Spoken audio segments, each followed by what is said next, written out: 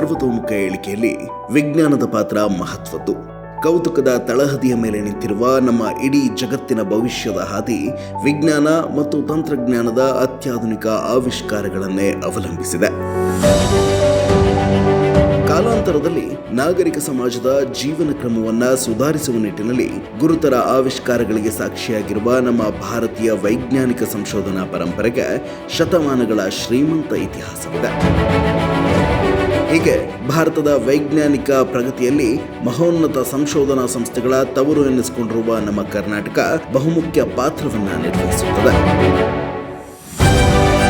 1909ರಲ್ಲಿ ದೇಶದಲ್ಲಿ ಮೊಟ್ಟ ಮೊದಲ ಬಾರಿಗೆ ಭಾರತೀಯ ವಿಜ್ಞಾನ ಸಂಸ್ಥೆ ಸ್ಥಾಪನೆಯಾಗಿದ್ದು ನಮ್ಮ ಕರ್ನಾಟಕದ ರಾಜಧಾನಿ ಬೆಂಗಳೂರಿನಲ್ಲಿ. ಬಾಹ್ಯಾಕಾಶ ತಂತ್ರಜ್ಞಾನ ಕ್ಷೇತ್ರದಲ್ಲಿ ಮಂಗಳಯಾನದಂತಹ ಅತ್ಯುನ್ನತ ಸಾಧನೆಗೈದಿರುವ ಭಾರತೀಯ ಸಂಶೋಧನಾ ಕೇಂದ್ರ, ವಾಯುಯಾನ ಕ್ಷೇತ್ರಕ್ಕೆ ಅಪಾರ ಕೊಡುಗೆ ನೀಡಿರುವ ಹಿಂದೂಸ್ತಾನ್ ಏರೋನಾಟಿಕ್ಸ್ ಲಿಮಿಟೆಡ್ ಸಂಸ್ಥೆ ಕೂಡ ನಮ್ಮ ರಾಜ್ಯದ ರಾಜಧಾನಿಯಲ್ಲಿದೆ. ಇದೆಲ್ಲದರ ಜೊತೆಗೆ ತಂತ್ರಜ್ಞಾನ ಕ್ಷೇತ್ರದಲ್ಲಿ ಕರ್ನಾಟಕ ಜಾಗತಿಕ ಕೇಂದ್ರವಾಗಿ ಗಮನ ಸೆಳೆಯುತ್ತಿದೆ. ಮನುಷ್ಯ ಸಹಜ ಕುತೂಹಲಗಳು ಮತ್ತು ತರ್ಕಗಳ ನಾಗರಿಕ ಸಮಾಜದಲ್ಲಿ ವೈಜ್ಞಾನಿಕ ಮನೋಭಾವ ಹೆಚ್ಚಲು, ತನ್ಮೂಲಕ ಸ್ಥಿತಪ್ರಜ್ಞ ಸಮಾಜವೊಂದು ಪ್ರಗತಿಯ ಪಥದಲ್ಲಿ ಸಾಗಲು ಕಾರಣ. ಜನಜೀವನದ ದೈನಂದಿನ ಬದುಕಿನಲ್ಲಿ ವಿಜ್ಞಾನ ಹಾಸುಹೊಕ್ಕಾಗಿರುವಾಗ ಜನಸಾಮಾನ್ಯರಿಗೆ ಕಬ್ಬಿಣದ ಕಡಲೆಯಂತೆ ಭಾಸವಾಗುವ ವಿಜ್ಞಾನವನ್ನ ಸರಳ ರೂಪದಲ್ಲಿ ಮನೆ ಮನೆಗಳಿಗೆ ಪರಿಣಾಮಕಾರಿಯಾಗಿ ತಲುಪಿಸುವ, ಆ ಮೂಲಕ ಜಾಗೃತ ಸಮಾಜವನ್ನ ಸೃಷ್ಟಿಸುವ ಸದುದ್ದೇಶದೊಂದಿಗೆ ಕರ್ನಾಟಕ ಸರ್ಕಾರವು 2003ರಲ್ಲಿ ಪ್ರಾದೇಶಿಕ ವಿಜ್ಞಾನ ಕೇಂದ್ರದ ಸ್ಥಾಪನೆಯ ಕುರಿತು ಮಹತ್ವದ ಘೋಷಣೆಯನ್ನು ಮಾಡಿತು. ಆನಂತರ ಕೇಂದ್ರ ಸರ್ಕಾರದ ಸಂಸ್ಕೃತಿ ಸಚಿವಾಲಯದಡಿ ಕಾರ್ಯನಿರ್ವಹಿಸುತ್ತಿರುವ ರಾಷ್ಟ್ರೀಯ ವಿಜ್ಞಾನ ಮತ್ತು ವಸ್ತು ಸಂಗ್ರಹಾಲಯಗಳ ಪರಿಷತ್ತು, ಕೋಲ್ಕತ್ತಾ ಹಾಗೂ ಕರ್ನಾಟಕ ಸರ್ಕಾರದ ವಿಜ್ಞಾನ ಮತ್ತು ತಂತ್ರಜ್ಞಾನ ಇಲಾಖೆಯ ಸಹಯೋಗ ಮತ್ತು ಸಮ ಪ್ರಮಾಣದ ಅನುದಾನದೊಂದಿಗೆ 2012ರಲ್ಲಿ ವಿದ್ಯಾಕಾಶಿ ಎಂದೇ ಪ್ರಸಿದ್ಧಿ ಪಡೆದಿರುವ ಧಾರವಾಡದ ಕರ್ನಾಟಕ ವಿಶ್ವವಿದ್ಯಾಲಯದ ಆವರಣದಲ್ಲಿ 22 ಎಕರೆ ಪ್ರದೇಶದಲ್ಲಿ ಪ್ರಾದೇಶಿಕ ವಿಜ್ಞಾನ ಕೇಂದ್ರವನ್ನು ಸ್ಥಾಪಿಸಲಾಯಿತು. ವಿಜ್ಞಾನ ರಾಜಧಾನಿ ಕೇಂದ್ರಿತವಾಗಿರದೆ ರಾಜ್ಯದ ಉದ್ದಗಲಕ್ಕೂ ವೈಜ್ಞಾನಿಕ ಚಿಂತನೆಗಳು ಪಸರಿಸಬೇಕು ಎಂಬ ಸದುದ್ದೇಶದಿಂದ ಉತ್ತರ ಕರ್ನಾಟಕದ ಕೇಂದ್ರ ಬಿಂದುವಿನಂತಿರುವ ಧಾರವಾಡದಲ್ಲಿ ಸುಮಾರು 4,000 ಚದರ ಮೀಟರ್ ವಿಸ್ತೀರ್ಣದಲ್ಲಿ ನಿರ್ಮಾಣವಾಗಿ ಕಳೆದ 2 ದಶಕಗಳಿಂದ ಕಾರ್ಯನಿರ್ವಹಿಸುತ್ತಿರುವ ಪ್ರಾದೇಶಿಕ ವಿಜ್ಞಾನ ಕೇಂದ್ರವು ವಿಜ್ಞಾನವನ್ನ ಎಲ್ಲರ ಕೈಗೆಟುಕುವಂತೆ ಮಾಡಲು ನಿರಂತರವಾಗಿ ಶ್ರಮಿಸುತ್ತಿದೆ. The DRSC, which is the Dharwad Regional Science Center, is operated and maintained by the state government. Honorable Minister for Science and Technology, Government of Karnataka, is the chairman, and the Vice Chancellor of Karnataka is the co-chairman of this government body. The main objective of this regional science center is to promote the culture of science and technology among the youth and among the public at large.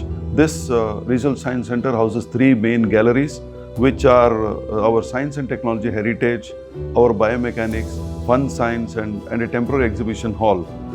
It also has an inflatable dome, which is planetarium. Now, in the future, we also are coming with a 2D planetarium, as well as some AI facility also we are trying to establish in the regional science center.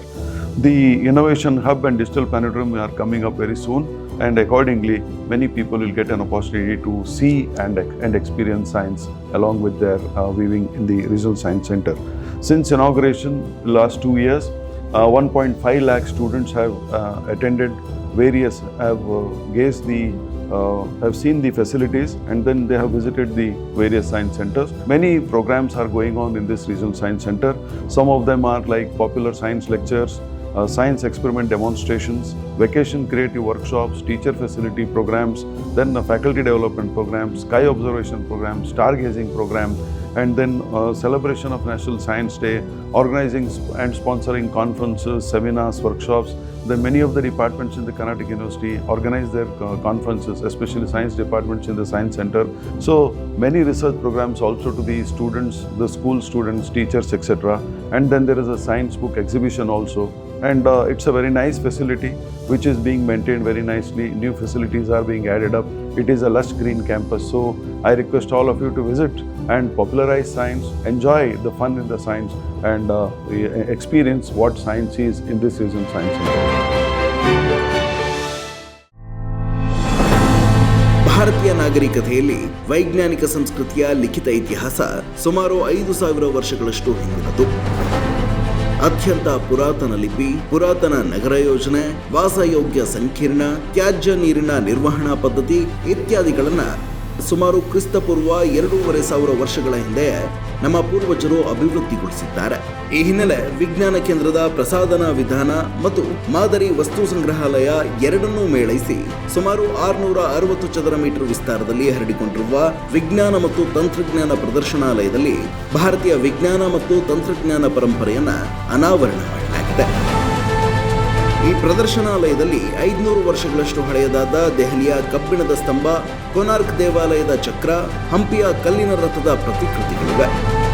ಈ ಪೈಕಿ ಹರಪ್ಪ ನಾಗರಿಕತೆಯ ಕುರಿತಾದ ಪಾರಂಪರಿಕ ಸಂಸ್ಕೃತಿ ಮತ್ತು ತಂತ್ರಜ್ಞಾನ ಅನಾವರಣ ವಿಭಾಗವು ಇಲ್ಲಿನ ಪ್ರಮುಖ ಆಕರ್ಷಣೆಯಾಗಿದೆ. ಇದರಲ್ಲಿ 3 ಪರ್ಮನೆಂಟ್ ಪ್ರದರ್ಶಿಕೆಗಳಿದ್ದಾವೆ ಮತ್ತು 2 ಟೆಂಪ್ರರಿ ಪ್ರದರ್ಶಿಕೆಗಳಿದ್ದಾವೆ. ಮತ್ತು ವಿಜ್ಞಾನ ಕೇಂದ್ರಕ್ಕೆ ಏನು ಬೇಕು, ಅದರಲ್ಲಿ ಶುದ್ಧ ನೀರಿನ ಕುಡಿಯೋ ಒಂದು ಘಟಕ ಇರ್ಬೋದು, ರಿಫ್ರೆಶ್ಮೆಂಟ್ ಆಗಲಿಕ್ಕಿರ್ಬೋದು, ಸೈನ್ಸ್ ಡೆಮೋನ್ಸ್ಟ್ರೇಷನ್ ಹಾಲ್ ಇರ್ಬೋದು, ಆಡಿಟೋರಿಯಂ ಇರ್ಬೋದು, ಈ ರೀತಿ ಎಲ್ಲ ಸೌಕರ್ಯಗಳನ್ನು ಒಳಗೊಂಡಿದೆ. ಟೆಂಪ್ರರಿ ಎಕ್ಸಿಬಿಷನ್ ಹಾಲಲ್ಲಿ ನಾವು ಆವಾಗ ಒಂದು ಥೀಮ್ ಮೇಲೆ ಒಂದು ಟೆಂಪ್ರರಿ ಎಕ್ಸಿಬಿಷನನ್ನು ಡೆವಲಪ್ ಮಾಡಿ ಅಲ್ಲಿ ಹಾಕಿ ಜನರಿಗೆ ವಿಜ್ಞಾನ ಬಗ್ಗೆ ಅರಿವು ಮೂಡಿಸೋ ಹಾಗೆ ಒಂದು ಪ್ರದರ್ಶನವನ್ನು ಮಾಡಲಾಗಿರುತ್ತದೆ. ಮತ್ತು ಇದಲ್ಲದೆ ನಮ್ಮ ವಿಜ್ಞಾನ ಪಾರ್ಕ್ ಇದೆ. ಆ ಪಾರ್ಕ್ದಲ್ಲಿ ಒಂದಿಷ್ಟು ಪ್ರದರ್ಶಿಕೆಗಳಿದ್ದಾವೆ. ಆ ಪ್ರದರ್ಶಿಕೆಗಳನ್ನು ಮಕ್ಕಳು ಆಗಲಿ ಅಥವಾ ಜನರಲ್ ಪಬ್ಲಿಕ್ ಆಗಲಿ ಅವ್ರು ಬಂದು ಅಲ್ಲಿ ಆಡ್ತಾ ಅದ್ರ ಬಗ್ಗೆ ಇರುವಂಥ ವಿಜ್ಞಾನವನ್ನು ಸರಳವಾಗಿ ಅರ್ಥ ಮಾಡ್ಕೋಬೋದು. ಆ ರೀತಿ ಅದನ್ನು ಮಾಡಲಾಗಿದೆ. ಇದಲ್ಲದೆ ನಾವು ನಮ್ಮ ಕೇಂದ್ರದ ವಿಶೇಷ ಏನೆಂದರೆ, ನಮ್ಮಲ್ಲಿ ನಾವು ಏನು ಮಾಡಿದ್ದೇವೆ, ಒಂದು ಡೆವಲಪ್ಮೆಂಟ್ ವರ್ಕ್ಶಾಪ್ ಇದೆ. ಅದರ ಮುಖಾಂತರ ವಿಜ್ಞಾನ ಪರಿಕರಗಳು ಅಂದರೆ ಕಿಟ್, ಲ್ಯಾಬಿನ ಕಿಟ್ ಅಂತ ಏನು ಸುಮಾರು ಒಂದು 500-600 ಶಾಲೆಗಳಿಗೆ ನಾವು ಅದನ್ನು ವಿತರಿಸಿದ್ದೇವೆ ಇಲ್ಲಿವರೆಗೆ. ಅದರಲ್ಲಿ ಅವರ ಪಠ್ಯೇತರದಲ್ಲಿ ವಿದ್ಯಾರ್ಥಿಗಳಿಗೆ ಏನು ಬೇಕು ಆ ರೀತಿ ಅದನ್ನು ಒಂದು ಮಾಡೆಲ್ಗಳನ್ನು ನಾವೇ ರೆಡಿ ಮಾಡಿ ಎಲ್ಲ ಒಂದು 500-600 ಶಾಲೆಗಳಿಗೆ ವಿತರಿಸಿದ್ದೇವೆ. ಅದರ ತರಬೇತಿ ಕೊಟ್ಟಿದ್ದೇವೆ. ಮತ್ತು ನಮ್ಮಲ್ಲಿ ಈಗ 2 ಪ್ರಾಜೆಕ್ಟ್ಗಳು ಹೊಸದಾಗಿ ಬರ್ತಾ ಇದ್ದಾವೆ. ಒಂದು ಪ್ಲಾನೆಟೇರಿಯಮ್ಮು ಮತ್ತು ಇನ್ನೊಂದು ಇನ್ನೋವೇಷನ್ ಹಬ್ ಅಂತ. ಈ ದಿಸೆಯಲ್ಲಿ ನಾವು ಎಲ್ಲ ವಿಜ್ಞಾನ ಕೇಂದ್ರ ಸಿಬ್ಬಂದಿಗಳು ಮತ್ತು ಅಧಿಕಾರಿಗಳು ಎಲ್ಲರೂ ಇದನ್ನು ಮಾಡ್ಕೊಂಡು ಹೋಗ್ತಿದ್ದೇವೆ. ದಶಲಕ್ಷ ವರ್ಷಗಳ ನಿರಂತರ ಪ್ರಯತ್ನ ಮತ್ತು ಯತ್ನಚ್ಯುತಿ ವಿಧಾನದ ಫಲವಾಗಿ ನಿಸರ್ಗದಲ್ಲಿ ಯಂತ್ರಗಳು ಈಗಿನ ರೂಪ ಪಡೆದಿವೆ. ನಮ್ಮಲ್ಲಿನ ಈ ಜೀವಯಾಂತ್ರಿಕ ಪ್ರದರ್ಶನಾಲಯವು ವೀಕ್ಷಕರನ್ನ ಕುತೂಹಲದಾಯಕ ಜೀವಯಂತ್ರ ಪ್ರಪಂಚಕ್ಕೆ ಕೊಂಡೊಯ್ಯುತ್ತದೆ. ನಿಸರ್ಗದಲ್ಲಿ ಕೆಳದರ್ಜೆಯ ಜೀವಿಗಳಿಂದ ಮೇಲ್ದರ್ಜೆಯ ಜೀವಿಗಳವರೆಗಿನ ಜೀವ ವಿಕಾಸದ ಕ್ರಮ ಮಾನವ ನಿರ್ಮಿತ ಉಪಕರಣಗಳಲ್ಲಿ ಅನುಕರಣೆಯಾದ ಬಗ್ಗೆ ತುಲನಾತ್ಮಕವಾಗಿ ಪರಿಚಯಿಸುವ ಪ್ರಯತ್ನವನ್ನ ಮಾಡಲಾಗಿದೆ. ಸೂಕ್ಷ್ಮ ಜೀವಿಗಳಿಂದ ಉನ್ನತ ಜೀವಿಗಳವರೆಗೆ ಜೀವಯಂತ್ರಗಳ ನೈಸರ್ಗಿಕ ಹೊಂದಾಣಿಕೆಯನ್ನ ಮಾನವ ನಿರ್ಮಿತ ಯಂತ್ರಗಳೊಂದಿಗೆ ಹೋಲಿಸಲಾಗಿದೆ. ಜ್ಞಾನೇಂದ್ರಿಯಗಳ ಕಾರ್ಯ, ಪ್ರಾಪಂಚಿಕ ಗ್ರಹಿಕೆ, ಪಕ್ಷಿಗಳ ಹಾರಾಟ, ಮಾಂಸಖಂಡಗಳ ರಚನೆ, ಪ್ಲಾವನ ಬಲ, ಪ್ರಾಣಿಗಳು ಶತ್ರುಗಳಿಂದ ರಕ್ಷಣೆ ಪಡೆಯಲು ಬಣ್ಣ ಬದಲಾಯಿಸುವಿಕೆ, ಪ್ರತಿಧ್ವನಿ ತಂತ್ರಜ್ಞಾನ ಸೇರಿದಂತೆ ಹಲವು ಬಗೆಯ ಪ್ರದರ್ಶಿಕೆಗಳನ್ನು ಇಲ್ಲಿರಿಸಲಾಗಿದೆ. ನಿಸರ್ಗದತ್ತ ವಿನ್ಯಾಸಗಳನ್ನು ಮಾನವ ನಕಲು ಮಾಡಿ ತನ್ನ ಉನ್ನತೀಕರಣಕ್ಕಾಗಿ ಬಳಸಲಾರಂಭಿಸಿದ್ದಾನೆ. ಸಂಶ್ಲೇಷಿಸಲಾದ ಅಥವಾ ವಿನ್ಯಾಸಗೊಳಿಸುವ ಜೀವಿಗಳನ್ನು ನಿರ್ಮಿಸುವತ್ತ ಮಾನವ ಹೆಜ್ಜೆ ಇಟ್ಟಿದ್ದಾನೆ. ಈ ಹಿನ್ನೆಲೆ ನಮಗೆ ಬೇಕಾದ ಯಂತ್ರಗಳನ್ನು ಕಾರ್ಖಾನೆಗೆ ಬದಲಾಗಿ ಜೀವಿಗಳ ಸಹಾಯದಿಂದ ನಿರ್ಮಿಸುವ ದಿನಗಳು ಇನ್ನೇನು ದೂರ ಉಳಿದಿಲ್ಲ.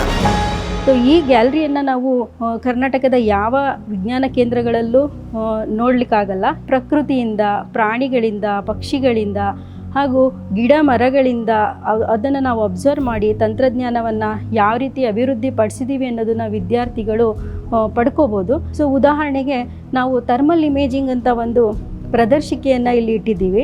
ಸೊ ಅದರ ಮೂಲಕ ನಾವು ಈ ಥರ್ಮಲ್ ಇಮೇಜಿಂಗ್ ಕ್ಯಾಮರಾಗಳನ್ನು ನಾವು ಯಾವ ರೀತಿ ಅಭಿವೃದ್ಧಿ ಮಾಡಿದ್ದೀವಿ ಅಂದರೆ ಆ ತಂತ್ರಜ್ಞಾನ ಕೆಲವು ಪ್ರಾಣಿಗಳಲ್ಲೂ ಕೂಡ ಇರುವಂಥದ್ದನ್ನು ಗಮನಿಸ್ಬೋದು. ಸೊ ಅಂದರೆ ಈ ತಂತ್ರಜ್ಞಾನವನ್ನು ನಾವು ಪ್ರಾಣಿಗಳಿಂದನೇ ನಾವು ಎರವಲು ಪಡ್ಕೊಂಡಿದ್ದೀವಿ ಅನ್ನೋದು ಗೊತ್ತಾಗುತ್ತೆ. ಅದೇ ರೀತಿ ಹಿಂದಿನ ಕಾಲದಲ್ಲಿ ನಾವು ಕಮಾನ್ ಟೈಪಲ್ಲಿರುವಂಥ ಈ ಬ್ರಿಡ್ಜ್ಗಳನ್ನೂ ಕೂಡ ನಾವು ನೋಡಿರ್ತೀವಿ.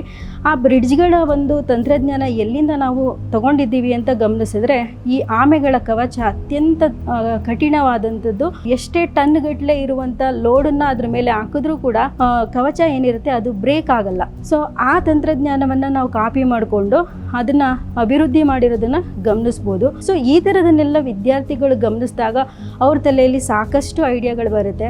ಸೊ ಇದರಿಂದ ಅವರು ಬೇರೆ ಬೇರೆ ಇನೋವೇಟಿವ್ ಆಗಿರುವಂಥ ಟೆಕ್ನಾಲಜಿಗಳನ್ನ ಡೆವಲಪ್ ಮಾಡಲಿಕ್ಕೆ ಅದು ಸಹಾಯವನ್ನು ಹಾಗೂ ಸ್ಫೂರ್ತಿಯನ್ನು ನೀಡುತ್ತೆ. ಈ ಇನ್ಫಾರ್ಮೇಷನ್ನು ಅವ್ರಿಗೆ ಸಿಲೆಬಸ್ಸಲ್ಲಿ ಇರಲ್ಲ, ಔಟ್ ಆಫ್ ದ ಸಿಲೆಬಸ್ ಅಂತ ಅನಿಸುತ್ತೆ. ಅದೇ ರೀತಿ ಅವರಿಗೆ ಕುತೂಹಲ, ಅತ್ಯಂತ ಕೌತುಕವಾಗಿರುವಂಥ ಮಾಹಿತಿಗಳನ್ನ ಈ ಗ್ಯಾಲರಿಯಲ್ಲಿ ಅವರು ಪಡ್ಕೋತಾರೆ. ಹಾಗೂ ಶಿಕ್ಷಕರನ್ನ, ಜನಸಾಮಾನ್ಯರನ್ನು ತುಂಬ ಆಕರ್ಷಣೆ ಮಾಡ್ತಿರುವಂಥ ಪ್ರದರ್ಶನಾಲಯ ಜೈವಿಕ ಯಂತ್ರ ಗ್ಯಾಲರಿ ಅಂತ ಹೇಳಿದ್ರೆ ತಪ್ಪಾಗಲ್ಲ. NCSMನ ಹೆಗ್ಗುರುತೆಂದರೆ ಮೋಜಿನ ವಿಜ್ಞಾನ ಪ್ರದರ್ಶನಾಲಯ. ಈ ಪ್ರದರ್ಶನಾಲಯದಲ್ಲಿ ವೀಕ್ಷಕರ ಆಸಕ್ತಿಯನ್ನು ಕೆರಳಿಸಬಲ್ಲ ಕ್ರಿಯಾತ್ಮಕ ಪ್ರದರ್ಶಿಕೆಗಳಿವೆ. ಈ ಪ್ರದರ್ಶಿಕೆಗಳು ವೀಕ್ಷಕರ ಮನರಂಜಿಸುವ ಜೊತೆಗೆ ವಿಜ್ಞಾನ ಕಲಿಕೆಗೂ ಪ್ರೇರೇಪಿಸುತ್ತವೆ. 400 ಚದರ ಮೀಟರ್ ವಿಸ್ತೀರ್ಣದಲ್ಲಿ ಹರಡಿರುವ ಈ ಪ್ರದರ್ಶನಾಲಯದಲ್ಲಿ ವಿಜ್ಞಾನದ ವಿವಿಧ ವಿಷಯಗಳ ಕುರಿತ ಹಲವು ಪ್ರದರ್ಶಿಕೆಗಳಿವೆ. ಇಲ್ಲಿರುವ ಪ್ರದರ್ಶಿಕೆಗಳೆಲ್ಲ ಕ್ರಿಯಾತ್ಮಕವಾಗಿದ್ದು, ಆಟವಾಡುತ್ತಾ, ಅನ್ವೇಷಿಸುತ್ತಾ, ಉಲ್ಲಾಸದಿಂದ ವಿಜ್ಞಾನದ ವಿವಿಧ ವಿಷಯಗಳನ್ನು ಮನವರಿಕೆ ಮಾಡಿಕೊಳ್ಳಲು ಸಹಕಾರಿಯಾಗಿವೆ. ನಮ್ಮೆಲ್ಲರಲ್ಲೂ ಅಡಗಿರುವ ಸೃಜನಾತ್ಮಕ ಮನಸ್ಸಿಗೆ ಅನ್ವೇಷಣೆಯ ಪ್ರೇರಣೆ ನೀಡುವಲ್ಲಿ ಈ ಪ್ರದರ್ಶಿಕೆಗಳು ಮಹತ್ತರ ಪಾತ್ರ ವಹಿಸುತ್ತವೆ. ಮೂಲ ವಿಜ್ಞಾನದಲ್ಲಿರುವಂಥ ಸಿದ್ಧಾಂತಗಳು ಅಥವಾ ಕಲ್ಪನೆಗಳು, ಕಾನ್ಸೆಪ್ಟ್ಗಳನ್ನು ಈ ಮಾಡೆಲ್ ಮೂಲಕ ಸುಲಭವಾಗಿ ಮಕ್ಕಳು ಅರ್ಥ ಮಾಡ್ಕೊಳ್ಳಿಕ್ಕೆ ಈ ಒಂದು ಗ್ಯಾಲರಿ ತುಂಬ ಸಹಕಾರಿಯಾಗಿದೆ. ಮ್ಯಾಗ್ನೆಟಿಸಮ್, ಎಡ್ಡಿ ಕರೆಂಟ್ಸ್, ಹಾಗೆ ಲೋಲಕಗಳು, ಶಬ್ದ, ಬೆಳಕು ಮತ್ತು ಶಬ್ದದ ತರಂಗಗಳ ಕುರಿತು, ಅದರ ಚಲನೆಯ ಕುರಿತು, ಮತ್ತು ಈ ಬಿಳಿ ಬೆಳಕು ಎಷ್ಟು ಬಣ್ಣಗಳಿಂದ ಆಗಿದೆ, ಹಾಗೆ ಕೆಲಿಡಿಯೋಸ್ಕೋಪ್, ಮಿರರ್ಗಳ ಮೂಲಕ ನಾವು ಹೇಗೆ ಬೇರೆ ಬೇರೆ ಡಿಸೈನ್ಸ್ಗಳನ್ನು ನಾವು ಕ್ರಿಯೇಟ್ ಮಾಡಬಹುದು ಅನ್ನುವಂಥದ್ದು ಕೂಡ ನಾವು ಇದರಲ್ಲಿ ನೋಡ್ಬೋದು. ಹಾಗೆ ಈ ವರ್ಚುವಲ್ ಹಾರ್ಪ್ ಅಂತ ಕಣ್ಣಿಗೆ ಕಾಣಲಾರ್ದಂಥ ಒಂದು ಈ ತಂತಿಗಳನ್ನು ಮೀಟಿದಾಗ ಅದರಲ್ಲಿ ಬರುವಂಥ ಶಬ್ದ ಮಕ್ಕಳಿಗೆ ತುಂಬ ಮೋಜನ್ನು ಉಂಟು ಮಾಡ್ತದೆ. ಮಕ್ಕಳು ತಮ್ಮ ತಲೆಯನ್ನು ಒಂದು ಪ್ಲೇಟ್ ಮೇಲೆ ಇಟ್ಟಿರೋ ಥರ ಒಂದು ಅನುಭವ ಆಗ್ತದೆ. ಕನ್ನಡಿಗಳ ಮೂಲಕ ಮ್ಯಾಜಿಕ್ಕನ್ನು ಹೇಗೆ ಅಲ್ಲಿ ಕ್ರಿಯೇಟ್ ಮಾಡಬಹುದು ಅನ್ನೋದನ್ನು ಕೂಡ ಅವರಲ್ಲಿ ಅರ್ಥ ಮಾಡ್ಕೋಬೋದು. ಸೊ ಆ ಆಪ್ಟಿಕಲ್ ಇಲ್ಯೂಷನ್ನಿಗೆ ಸಂಬಂಧಪಟ್ಟಂಥ ಕೂಡ ಇಲ್ಲಿ ಮಾಡೆಲ್ಗಳನ್ನು ನಾವು ನೋಡ್ಬೋದು. ಏನು ಕಲಿಯದೇ ಇರುವಂಥ ವ್ಯಕ್ತಿಗೂ ಕೂಡ ಈ ವಿಜ್ಞಾನದಲ್ಲಿ ಅಡಗಿರುವಂಥ ಈ ತತ್ವಗಳೇನಿದಾವೆ ಈ ಒಂದು ಗ್ಯಾಲರಿ ಮಾಡೆಲ್ಗಳ ನೋಡಿದರೆ ಅವರಿಗೆ ಈ ತತ್ವಗಳನ್ನು ಅರ್ಥ ಮಾಡ್ಕೊಳ್ಳಿಕ್ಕೆ ತುಂಬ ಸುಲಭವಾಗ್ತದೆ. ಜನಸಾಮಾನ್ಯರಿಗೂ ಕೂಡ ವಿಜ್ಞಾನ ಕಡೆಗೆ ಆಕರ್ಷಣೆ ಮಾಡಲಿಕ್ಕೆ ಈ ಒಂದು ಗ್ಯಾಲರಿ ತುಂಬ ಸಹಕಾರಿಯಾಗಿದೆ. ವಿಜ್ಞಾನ ಕೇಂದ್ರದ ಸುತ್ತಲೂ 8 ಎಕರೆ ಜಾಗದಲ್ಲಿ ಹಸಿರಿನಿಂದ ಕಂಗೊಳಿಸುವ ಉದ್ಯಾನವನವನ್ನು ನಿರ್ಮಿಸಲಾಗಿದೆ. ಇದರಲ್ಲಿ ಗುರುತ್ವ, ಆಪ್ಟಿಕ್ಸ್, ಸನ್ನೆಗಳು, ರಾಟೆಗಳು, ದೃಷ್ಟಿಚಲ, ಪ್ರತಿಧ್ವನಿ ಕೊಳವೆ, ಉಯ್ಯಾಲೆಗಳು, ಲೋಲಕವೇ ಎಂದು ತಿಳಿಸಬಲ್ಲ ಪ್ರದರ್ಶಿಕೆಗಳಲ್ಲದೆ ಕ್ರಿಯಾತ್ಮಕವಾದ ವೀಕ್ಷಕರ ಆಸಕ್ತಿಯನ್ನ ಕೆರಳಿಸಬಲ್ಲ 43 ಪ್ರದರ್ಶಿಕೆಗಳಿವೆ. ಎಲ್ಲಕ್ಕಿಂತ ಮುಖ್ಯವಾಗಿ ವಿದ್ಯಾರ್ಥಿಗಳಲ್ಲಿ ಗಣಿತ ವಿಷಯದ ಬಗ್ಗೆ ಅರಿವು ಮೂಡಿಸಲು ಲಂಬಕೋನ, ಲಘುಕೋನ, ತ್ರಿಭುಜಾಕೃತಿ, ಅರ್ಧಚಂದ್ರಾಕೃತಿಗಳ ಫಲಕಗಳು, ಚೌಕಾಕೃತಿಗಳು, 4D tesseracts, super hexagonal trigonometry, types of polygons ಸೇರಿದಂತೆ ವಿವಿಧ ಗಣಿತಾಕೃತಿಗಳು ವೀಕ್ಷಣೆಗೆ ಲಭ್ಯವಿದೆ.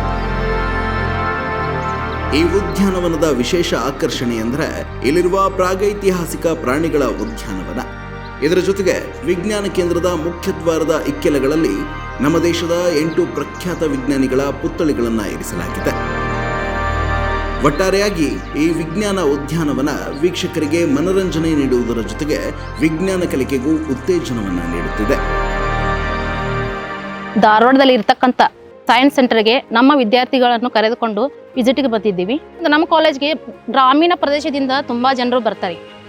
ಗ್ರಾಮೀಣ ಪ್ರದೇಶದಲ್ಲಿ ಪುಸ್ತಕದಲ್ಲಿ ಓದಿ ತಿಳಿದಂಥ ಸ್ಟೂಡೆಂಟ್ಸ್ ಜನ ಇರ್ತಾರೆ. ಎಕ್ಸಾಂಪಲಿಗೆ ಸೈನ್ಸ್ ಸೆಂಟರ್ ಅಂತಲೇ ಎಲ್ಲ ಕರ್ಕೊಂಡು ಬಂದರೆ ಓದುವುದರ ಮೂಲಕ ಇಲ್ಲಿರ್ತಕ್ಕಂಥ ಪ್ರಾಕ್ಟಿಕಲ್ ಆಗಿ ತಿಳ್ಕೊಬೋದು. ನೇರವಾದ ವಸ್ತುಗಳನ್ನು ನೋಡಿಕೊಂಡು ತಿಳ್ಕೋದ್ರ ಮೂಲಕ ಸೈನ್ಸ್ ಬಗ್ಗೆ ಗ್ರಾಮೀಣ ಪ್ರದೇಶದಲ್ಲಿ ಇರ್ತಕ್ಕಂಥ ಹೆದರಿಕೆ, ಮಕ್ಕಳಲ್ಲಿ ಇರ್ತಕ್ಕಂಥ ಹೆದರಿಕೆ ದೂರ ಆಗ್ತೈತಿ. ಇಷ್ಟು ಈಸಿಯಾಗಿ ನಾವು ಸೈನ್ಸನ್ನು ತಿಳ್ಕೊಬಹುದಾ ಅಂತ ಕಲ್ಪನೆ ಬರುತ್ತೆ. ಧಾರವಾಡ ಸೈನ್ಸ್ ಸೆಂಟರ್ಗೆ ಬನ್ನಿರಿ, ಇಲ್ಲಿ ಇರ್ತಕ್ಕಂಥ ಹೆಚ್ಚಿನ ಜ್ಞಾನವನ್ನು ತಮ್ಮ ಮಕ್ಕಳಿಗೆ ನೀಡಬೇಕೆಂದು ಈ ಮೂಲಕ ಎಲ್ಲರಿಗೂ ಕೇಳಿಕೊಳ್ಳಿ. ವಿಜ್ಞಾನ ಕೇಂದ್ರದಲ್ಲಿರುವ ಫೋಟಾನ್ VR ಲ್ಯಾಬ್ ವಿದ್ಯಾರ್ಥಿಗಳನ್ನ ಮತ್ತು ವಿಜ್ಞಾನಾಸಕ್ತರನ್ನ ಬೆರಗುಗೊಳಿಸುವ ವರ್ಚುವಲ್ ರಿಯಾಲಿಟಿ ಜಗತ್ತಿಗೆ ಕೊಂಡೊಯ್ಯುತ್ತದೆ. VR ಸೆಟ್ಗಳು, ಕಂಟ್ರೋಲರ್ಗಳು ಹಾಗೂ ಸಾಫ್ಟ್ವೇರ್ಗಳನ್ನು ಬಳಸಿ ಸಿಮ್ಯುಲೇಟೆಡ್ ಮಿಕ್ಸಿಂಗ್ ಮೂಲಕ ಯಾವುದೇ ಅಪಾಯವಿಲ್ಲದೆ ಕೆಮಿಸ್ಟ್ರಿಯ ಪ್ರಯೋಗಗಳನ್ನು ಮಾಡಬಹುದಾಗಿದೆ. VR ಹೆಡ್ಸೆಟ್ಗಳನ್ನು ಬಳಸಿ ಇಡೀ ಬಾಹ್ಯಾಕಾಶದ ಅನ್ವೇಷಣೆಯ ಅನುಭವವನ್ನು ಪಡೆಯಬಹುದಾಗಿದೆ. VR ತಂತ್ರಜ್ಞಾನದ ಮೂಲಕ ಮನುಷ್ಯನ ದೇಹದ ರಚನೆಯ ಕುರಿತ ಅಧ್ಯಯನವನ್ನು ಕೂಡ ವಿದ್ಯಾರ್ಥಿಗಳು ಸುಲಭವಾಗಿ ಮಾಡಬಹುದಾಗಿದೆ. ಪಠ್ಯಗಳಿಗೆ VR ಸ್ವರೂಪವನ್ನು ನೀಡಿ ಆಕರ್ಷಕ ಕಲಿಕೆಯ ವಿಧಾನವನ್ನು ರೂಪಿಸಲಾಗಿದೆ. ಈ ಎಲ್ಲ ಕಾರಣಗಳಿಂದಾಗಿ VR ಫೋಟಾನ್ ಲ್ಯಾಬ್ ಅತ್ಯಾಕರ್ಷಣೀಯ ಕೇಂದ್ರವಾಗಿ ವಿಜ್ಞಾನಾಸಕ್ತರನ್ನ ಸೆಳೆಯುತ್ತದೆ. This entire exhibit was a very unique and exciting experience. There were so many different models and it helped me understand complex science concepts in a very fun and informative way, and instead of just reading about the concept, we were able to actually do it, and we were able to understand it in a much more practical way. And I really liked the Frozen Shadows exhibit where we were able to pose in front of a light and the shadows would be still for some time, and that was a very exciting experience. On the whole, I really liked this science exhibit, and I would consider coming back here again because it had just so many different kinds of experiences and experiments that allowed me to understand a lot of different kinds of topics. ವಿಜ್ಞಾನ ಕೇಂದ್ರದಲ್ಲಿರುವ ಇತರೆ ಸೌಲಭ್ಯಗಳು: ಮಕ್ಕಳ ಚಟುವಟಿಕೆ ತಾಣ, ಕೇಂದ್ರದಲ್ಲಿನ ಮಕ್ಕಳ ಚಟುವಟಿಕೆ ತಾಣದಲ್ಲಿರುವ ಆಟದ ಪರಿಕರಗಳು ಮತ್ತು ಬುದ್ಧಿ ಚಾತುರ್ಯಕ್ಕೆ ಸವಾಲೊಡ್ಡುವ ಕ್ಲಿಷ್ಟಕರ ಕಿಟ್ಟುಗಳ ಮೂಲಕ ಮಕ್ಕಳು ಸರಳ ಪ್ರಯೋಗಗಳನ್ನು ಮಾಡಬಹುದಾಗಿದೆ. ತಾರಾಮಂಡಲ, ಕೇಂದ್ರದಲ್ಲಿ ಗಾಳಿ ತುಂಬಿಸಿ ಉಬ್ಬಿಸಬಹುದಾದ ಪ್ಲಾನೆಟೋರಿಯಂ ಕೂಡ ಇದೆ. ಏಕಕಾಲಕ್ಕೆ 30 ಜನ ವೀಕ್ಷಕರು ಇದರಲ್ಲಿ ಕುಳಿತು ಖಗೋಳದ ಪರಿಚಯವನ್ನ ಮಾಡಿಕೊಳ್ಳಬಹುದಾಗಿದೆ. ವಿಜ್ಞಾನ ಪ್ರಾತ್ಯಕ್ಷಿಕೆ ಕೊಠಡಿ. ಇನ್ನು ವಿಜ್ಞಾನ ಕೇಂದ್ರಕ್ಕೆ ಬರುವ ವೀಕ್ಷಕರಿಗೆ ಹಲವಾರು ಪ್ರಯೋಗಗಳನ್ನು ಪ್ರಾತ್ಯಕ್ಷಿಕೆಗಳ ಮೂಲಕ ಪರಿಚಯಿಸಲಾಗುತ್ತದೆ. ಈ ಪ್ರಾತ್ಯಕ್ಷಿಕೆಗಳು ಅವರನ್ನ ವಿಜ್ಞಾನ ಕಲಿಕೆಯತ್ತ ಆಕರ್ಷಿಸಬಲ್ಲವು ಎಂಬುದು ಇದರ ಹಿಂದಿನ ಉದ್ದೇಶ. ಕಂಪ್ಯೂಟರ್ ಕೋಣೆ. ವಿವಿಧ ಕ್ಷೇತ್ರಗಳಲ್ಲಿ ಕಂಪ್ಯೂಟರ್ ಹೇಗೆ ಬಳಕೆಯಾಗುತ್ತದೆ ಎಂಬುದರ ಕುರಿತು ಈ ಕಂಪ್ಯೂಟರ್ ಕೋಣೆಯಲ್ಲಿ ತರಬೇತಿ ನೀಡಲಾಗುತ್ತದೆ. ಅಲ್ಲದೆ ಇಂಟರ್ನೆಟ್, ಇಮೇಲ್ ಹಾಗೂ ಬಹುಮಾಧ್ಯಮ ಕ್ಷೇತ್ರಗಳಲ್ಲಿ ಕಂಪ್ಯೂಟರಿನ ಬಳಕೆಯ ಕುರಿತು ಪ್ರಶಿಕ್ಷಣಾರ್ಥಿಗಳಿಗೆ ಅರಿವು ಮೂಡಿಸಲಾಗುತ್ತದೆ. ನಾವೆಲ್ಲ ಪುಸ್ತಕದಾಗ ಮೊದಲು ಅದ್ರಾಗ ಓದ್ತಿದ್ವಿ, ಅದ್ರಾಗ ನೋಡ್ತಿದ್ವಿ. ಆದ್ರೆ ಇಲ್ಲಿ ಬಂದು ಟೆಕ್ನಾಲಜಿ ಬಗ್ಗೆ, ಹಾರ್ಟ್ ಹೆಂಗಿರ್ತೈತಿ, ಮೆದುಳಿದ ಬಗ್ಗೆ ಎಲ್ಲ ಬಹಳಷ್ಟು ವಿಷಯ ನಾವು ಕಲ್ಕೊಂಡ್ವಿ. ನಾವು ಇಲ್ಲಿ ಟೀಚರ್ಸ್ ಬಹಳ ಚೆನ್ನಾಗಿ ಎಕ್ಸ್ಪ್ಲೇನ್ ಮಾಡಿದ್ರು, ನಮಗೆ ಬಹಳ ಖುಷಿ ಆಯಿತು. ನೀವು ಎಲ್ಲರೂ ಬಂದು ಇಲ್ಲಿ ವಿಸಿಟ್ ಮಾಡಿದ್ರೆ ಬಹಳ ನಿಮಗೂ ಖುಷಿ ಆಗುತ್ತೆ. ಹೀಗೆ ಕಳೆದ 10 ವರ್ಷಗಳಲ್ಲಿ ಧಾರವಾಡ ಪ್ರಾದೇಶಿಕ ವಿಜ್ಞಾನ ಕೇಂದ್ರವು ವಿದ್ಯಾರ್ಥಿಗಳು, ಶಿಕ್ಷಕರು ಹಾಗೂ ಜನಸಾಮಾನ್ಯರಲ್ಲಿ ವಿಜ್ಞಾನಾಸಕ್ತಿ ಮತ್ತು ವೈಜ್ಞಾನಿಕ ಮನೋಭಾವವನ್ನು ಬೆಳೆಸುವ ಸಲುವಾಗಿ ಹಲವಾರು ಕಾರ್ಯಕ್ರಮಗಳನ್ನು ಯಶಸ್ವಿಯಾಗಿ ಆಯೋಜಿಸಿದೆ. ಈ ನಿಟ್ಟಿನಲ್ಲಿ ಪ್ರಸ್ತುತ ಕರ್ನಾಟಕ ವಿಶ್ವವಿದ್ಯಾಲಯದ ಮಾಜಿ ಕುಲಪತಿಗಳು ಹಾಗೂ ವಿಜ್ಞಾನ ಕೇಂದ್ರದ ಹಿಂದಿನ ನಿರ್ದೇಶಕರಾಗಿ ಕಾರ್ಯನಿರ್ವಹಿಸಿರುವ ಡಾಕ್ಟರ್ KB ಗುಡ್ಸಿಯವರ ಪಾತ್ರ ಬಹುಮುಖ್ಯವಾದ್ದು.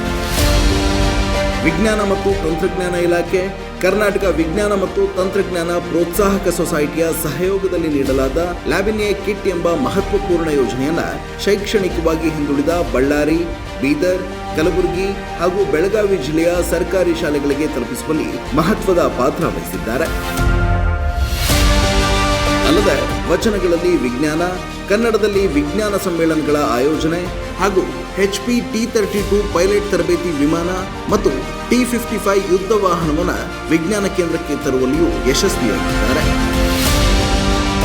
ಹೀಗೆ ಪ್ರತಿ ಹಂತದಲ್ಲೂ ವಿಭಿನ್ನ ಕಾರ್ಯಕ್ರಮಗಳು ಹಾಗೂ ಯೋಜನೆಗಳನ್ನು ಹಮ್ಮಿಕೊಂಡು ಧಾರವಾಡ ಪ್ರಾದೇಶಿಕ ವಿಜ್ಞಾನ ಕೇಂದ್ರ ರಾಷ್ಟ್ರ ಮಟ್ಟದಲ್ಲಿ ಗಮನ ಸೆಳೆಯುವಂತೆ ಪರಿವರ್ತಿಸುವ ಮೂಲಕ ಅಪಾರ ಕೊಡುಗೆಯನ್ನು ನೀಡಿದ್ದಾರೆ.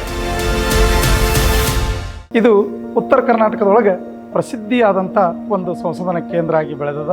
ಅನೇಕ ಹೈಸ್ಕೂಲಿನ ಮಕ್ಕಳು, ಕಾಲೇಜಿನ ವಿದ್ಯಾರ್ಥಿಗಳು, ಪದವೀಧರರು ಹಾಗೂ ಅನೇಕ ಸಂಶೋಧನಾ ವಿದ್ಯಾರ್ಥಿಗಳು ಈ ಕೇಂದ್ರಕ್ಕೆ ಭೇಟಿಯನ್ನು ನೀಡ್ತಾ ಇದ್ದಾರೆ. ಬಯಾಲಜಿ ಆಗಿರ್ಬೋದು, ಫಿಸಿಕ್ಸ್ ಆಗಿರ್ಬೋದು, ಕೆಮಿಸ್ಟ್ರಿ ಆಗಿರ್ಬೋದು, ಹೀಗೆ ಅನೇಕ ಸಂಶೋಧನೆಗೆ ಸಂಬಂಧಪಟ್ಟಂಥ ಎಲ್ಲ ಉಪಕರಣಗಳನ್ನು ಅಚ್ಚುಕಟ್ಟಾಗಿ ನಿರ್ವಹಣೆ ಮಾಡಲಾಗಿದೆ. ಪ್ರಾಯೋಗಿಕ ಕೆಲಸ ಮಾಡೋದ್ರಿಂದ ವಿದ್ಯಾರ್ಥಿಗಳಿಗೆ ತಮ್ಮದೇ ಆದಂಥ ಜ್ಞಾನವನ್ನು ಹೆಚ್ಚಿಸ್ಕೊಳ್ಳಿಕ್ಕೆ ಮಹತ್ವವನ್ನು ಪಡಿತಾ ಇದ್ದಾವೆ. ಎಲ್ಲರೂ ಕೂಡ ವಿದ್ಯಾರ್ಥಿಗಳಿಗೆ ಇದನ್ನು ನೋಡಲಿಕ್ಕೆ ಆಗಮಿಸ್ಬೇಕೆಂದು ನಾವು ನೆನೆಸ್ಕೊಳ್ತಾ ಇದ್ದೀನಿ. ನಮ್ಮ ಮಕ್ಕಳು ಭಾಳ ಖುಷಿಪಟ್ಟು